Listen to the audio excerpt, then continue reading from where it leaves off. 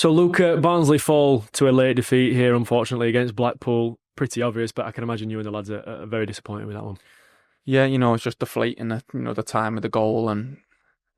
But as I've said to all the lads in there, and we've all spoke about it, if you perform like that in the first half, come off it for the second half, and you're always at risk of that happening.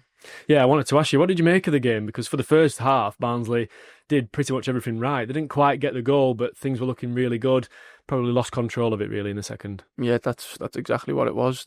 We started off well. That was the game plan as well from the start of this week. We prepared to come out flying out the traps and have the game in their half, and we did. But in the past week we've been lucky enough to have a lot of chances, so we've been able to take some. But you've got to be able to take them when you get the 2-3 chances sometimes as well. I bet in a way that makes it even more frustrating, doesn't it? Because of the good work that Barnsley did, but in the end it's the opposition that have come away with the 3 points. Yeah, it happens. Do you know what I mean? It's not ideal. We know that, and with the last 11 people who we want to happen to, but you've got to make sure you can just dust yourself off, react off it, and make sure that we perform in the second half as we do the first half, and be more consistent with that.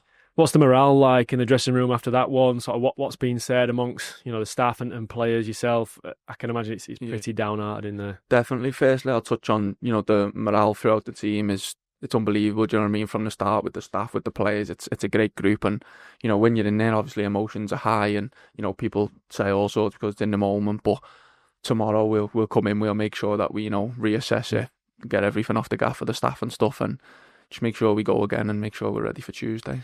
Yeah, despite the loss, it's good to hear that there is sort of that team spirit now going into the next 7 days. With 2 games coming up against Brighton in the Cup, then Port Vale in the league back at Oakwell on Saturday.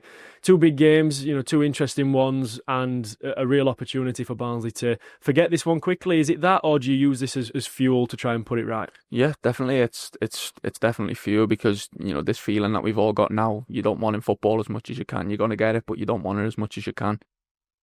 And yeah, we've just got to look forward to Tuesday now. We'll deal with Saturday after Tuesday, but we'll look forward to Tuesday, make sure we're ready, make sure we're prepared, and we'll put the best performance in we can.